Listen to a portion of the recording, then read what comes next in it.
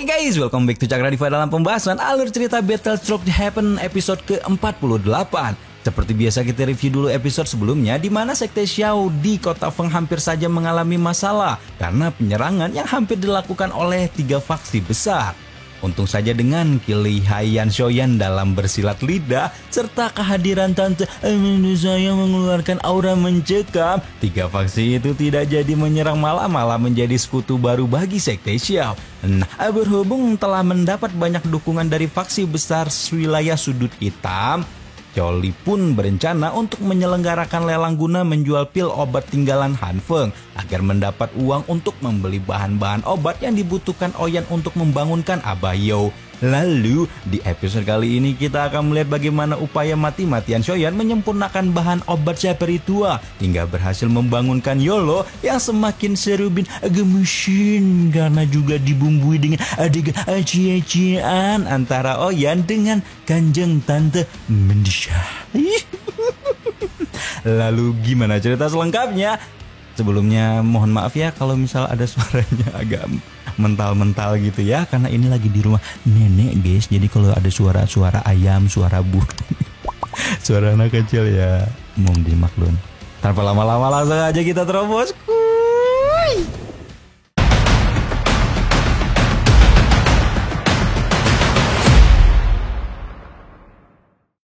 Scene awal episode ini berada di manor tengah kota Feng, tempat diselenggarakannya pelelangan Sekte Xiao, di mana pelelangan itu ternyata langsung menarik perhatian banyak orang. Dikarenakan Sekte Xiao dikenal sebagai faksi yang baru seumur jagung, namun bisa langsung menempati kota paling maju di wilayah sudut hitam seperti ini. Segera saja setelah Xiaoli naik ke panggung pelelangan, tampak banyak tokoh-tokoh penting menghadiri acara, mulai dari pemimpin 3 faksi besar sampai dengan mantan-mantan anggota aliansi hitam, tidak terkecuali Tuan Emas dan Perak atau Tuan Jin Yin.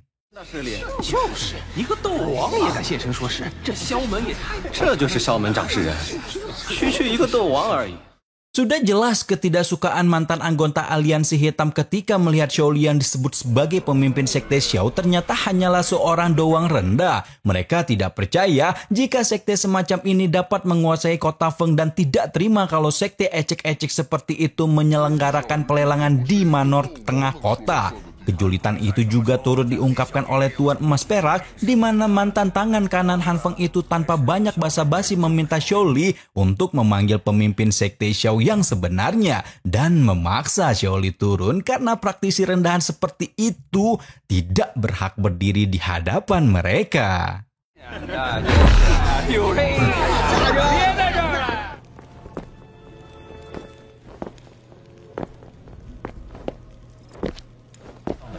什么时候轮到你们2位来指手画脚？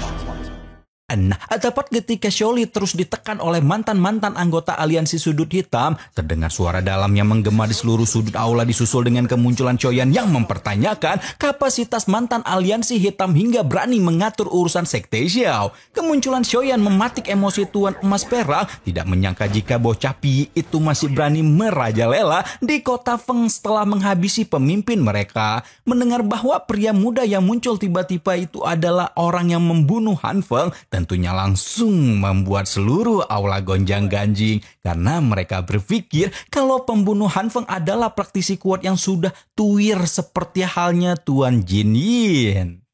既然韩风死于我手，这座城池 Tanpa gentar sedikit pun dengan gertakan Tuan Emas Perak, Xiaoyan dengan berani mengatakan jika kota Feng memang pantas jatuh ke tangannya karena dia telah menghabisi pemimpin kota Feng sebelumnya. Meskipun Tuan Emas Perak masih tidak terima karena bagaimanapun aliansi hitam telah menduduki kota Feng sekian lama dan mereka masih memiliki hak untuk merebut kota itu kembali dari tangan Xiaoyan. Dengan keras Jin Yin mengancam akan bertindak kejam jika Xiaoyan terus berbuat seenaknya di kota Feng. Masih sama sekali tidak takut dengan ancaman Tuan Emas Perak. Xiaoyan malah mengatakan jika dia akan senang hati menghadapi Tuan Emas Perak kalau memang duo embah-embah itu tidak terima dengan kepemimpinannya. Tantangan Xiaoyan itu benar-benar memutus sumbu kesabaran Tuan Emas Perak sehingga keduanya pun mengeluarkan serangan langsung kepada Xiaoyan. Namun bukannya takut, Shoyan malah dengan mudah menangkis serangan itu dan menatap tajam-tajam ke arah Tuan Emas Perak seolah siap melayani mereka berdua sekaligus. Melihat pemuda antah berantah ini benar-benar tidak takut kepada mereka berdua, Tuan Emas Perak pun akhirnya tidak punya pilihan kecuali menyelesaikan masalah mereka melalui pertarungan menang dan kalah. Karena itulah mantan tangan kanan Han Feng itu segera melangkah ke depan sebelum menyatakan kepada Shoyan bahwa mereka akan menyelesaikan dendam panjang antara Aliansi Hitam dengan Sekte Xiao melalui jalur baku hantam. Ledakan energi menguat memenuhi seisi manor, cahaya emas dan perak meledak dari tubuh Tuan Jin Yin. Disusul dengan kemunculan sosok baru yang tidak lain adalah wujud penggabungan dua huang puncak wilayah sudut hitam tersebut. Shoyan masih tidak bergeming sama sekali dengan penyatuan kekuatan Tuan Emas Perak, justru memperingatkan mbah-mbah itu jika mereka masih mengaco di pelelangan maka Shoyan tidak akan tinggal diam terus-menerus. Segera setelah melihat penyatuan Tuan Emas Perak, mantan anggota Aliansi Hitam langsung bersorak-serai kesenangan, meminta dua petinggi Aliansi Hitam itu untuk menggeprek Oyan, menunjukkan bahwa bocah bau kencur sepertinya tidak berhak menduduki kota Feng. Shoyan hanya bisa geleng-geleng kepala melihat orang-orang sok keras di hadapannya sebelum akhirnya habis kesabaran dan memanggil keluar ayangnya yang barbar untuk memaksa semua orang menutup mulut mereka.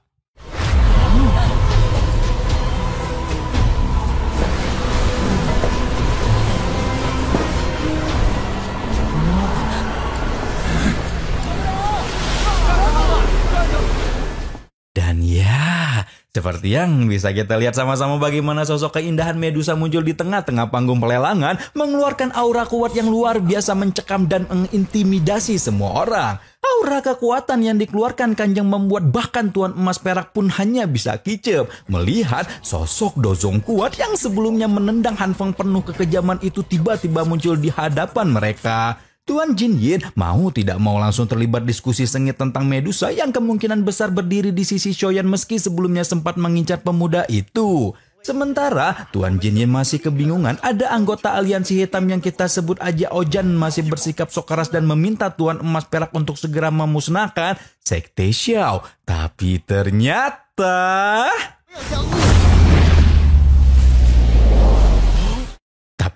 Ojan malah mendapat hadiah gamparan penuh cinta kasih dari Tuan Emas Perak, membuat seisi aula terkunci dalam kesunyian. Ya, mungkin Tuan Jin Yin berpikir mendingan mereka yang menggampar Ojan daripada mereka kena gampar duluan sama Kanjeng gitu kan.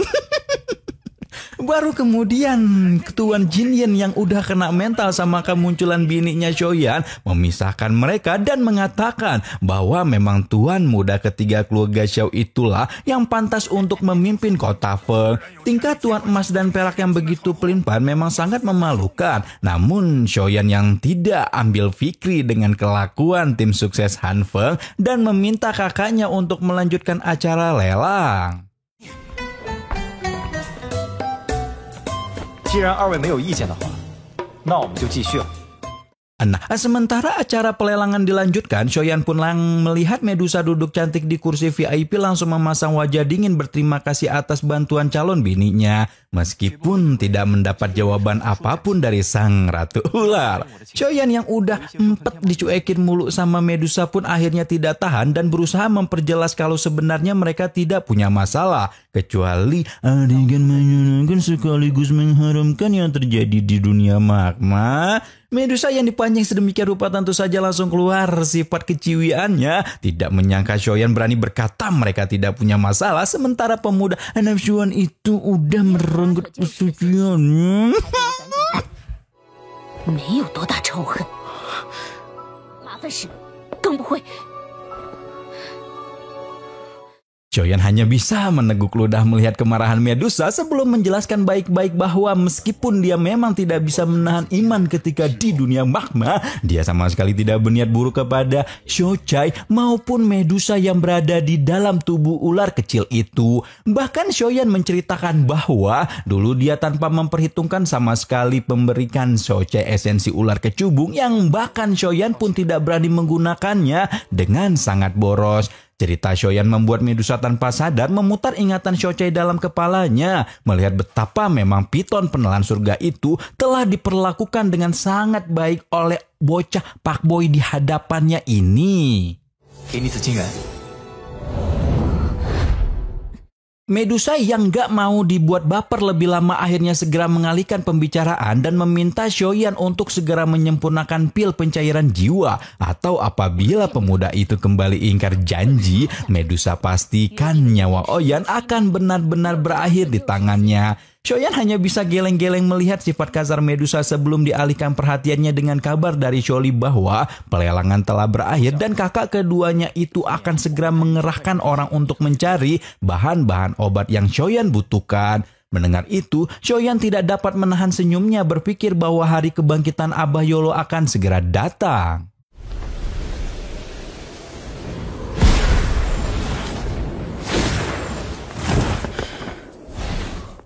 Dan benar saja tidak menunggu lama sejak berakhirnya pelelangan, Shoyan berhasil mendapatkan semua bahan yang dia butuhkan dan segera pergi ke pegunungan yang dalam untuk memulai prosesi pembangkitan Abah. Shoyan sekali lagi meminta bantuan Medusa untuk menjaganya selama proses pemurnian bahan obat sebelum mengeluarkan kuali obat tingkat tinggi peninggalan Han Feng dan mengedarkan bahan obat spiritual langka yang telah susah payah dia kumpulkan beberapa waktu belakangan.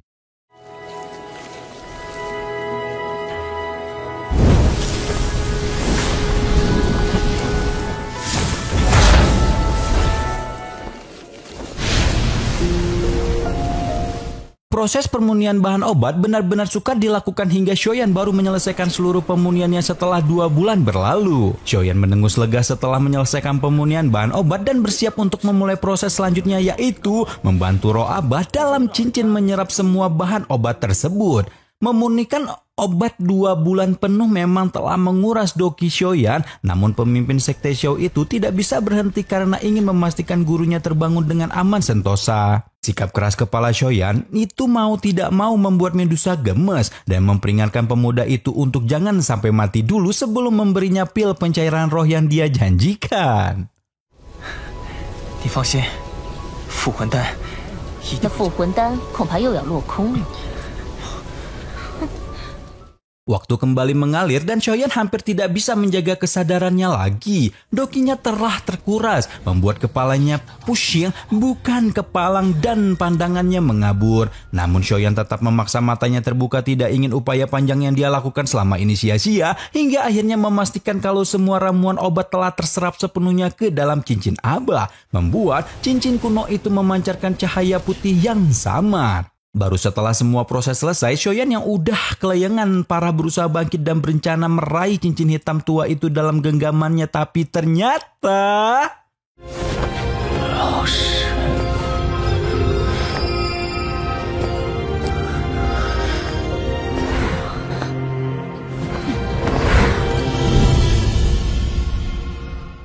Tapi ternyata tuan muda ketiga keluarga Xiao itu tidak mampu lagi menahan kesadarannya lagi, membuat tubuhnya terjatuh tanpa daya dari tebing menuju jurang dalam yang tertutup awan kabut. Medusa yang melihat Shoyan dalam bahaya seperti itu langsung dilanda kegalauan, memilih antara menyelamatkannya atau membiarkan pemuda kurang asem itu pindah alam saja seperti yang ingin dia inginkan selama ini. Medusa merasa kebenciannya kepada Shoyan memang begitu besar, namun tidak dapat dipungkiri ada sesuatu yang terus memaksa Medusa untuk melangkahkan kakinya mendekati tubuh pemuda berjubah hitam yang terus memberinya perasaan aneh di hatinya.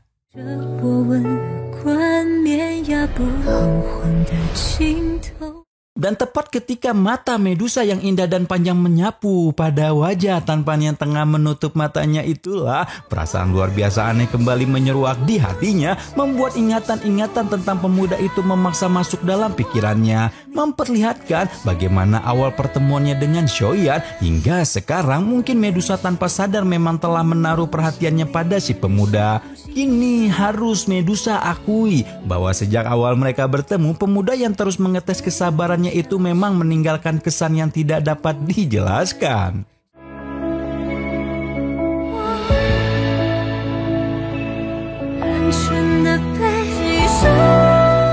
Ingatan-ingatan itu terus memaksa jantung Medusa berdebar tanpa alasan, membuatnya tanpa sadar mengularkan tangannya untuk menangkap tubuh Koko Shoyan ke dalam pelukannya. Namun tepat saat lengannya yang panjang hampir meraih tubuh Shoyan dan menunjukkan adegan yang mendorong kita buat cie-cie berjamaah, tiba-tiba saja muncul energi kuat dari pegunungan dalam yang sehingga Medusa pun tidak mau mengalihkan perhatiannya dari Shoyan dan menahan energi itu dengan ledakan kekuatannya sendiri hingga tiba-tiba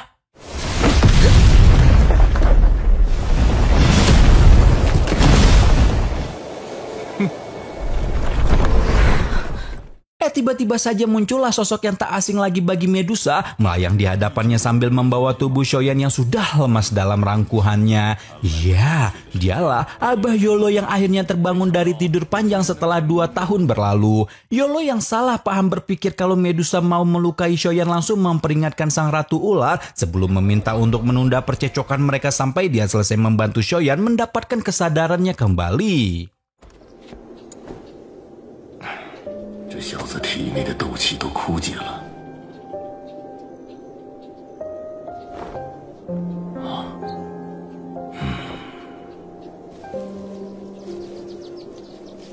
枯竭了。 Abah Yang menyadari betapa Shoyan benar-benar menguras lebih seluruh dokinya untuk membangunkannya, tidak mau menunda lebih banyak waktu dan segera mengalirkan kekuatan spiritualnya sendiri ke tubuh muridnya. Yolo berusaha mengabaikan eksistensi Medusa yang entah kenapa kudu nempel mulu sama Shoyan dan memfokuskan diri untuk memulihkan kesadaran Shoyan. Hingga beberapa saat kemudian tuan muda ketiga keluarga Shou itu terbatuk hebat sebelum membuat iris obsidian gelapnya yang segera dibanjiri cahaya kebahagiaan setelah melihat wajah tua yang begitu dia rindukan. 老师，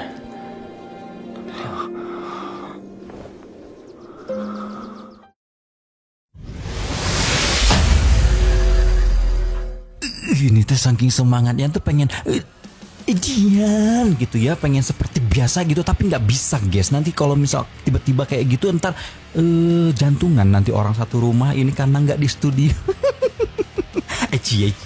Bunga-bunga cinta makin bermekaran nih di antara Kang Pak Boy dan Kanjeng makin gak sabar nih nunggu Medusa dibikin bucin parah sama Oyan sampai nanti kelahiran anak mereka berdua Xiao Xiao. Shoyan ini memang beruntung ya, nggak hanya berhasil mendapatkan perhatian gebetan, dia juga berhasil membangunkan Abah yang tentunya menjadi bantuan besar untuk upaya balas dendamnya ke Mbah Yunsan. Kira-kira kelanjutan ceritanya gimana? Tapi spoilernya udah Cakra Diva update, sok aja ditonton sama kalian ya, spoiler episode 49-nya.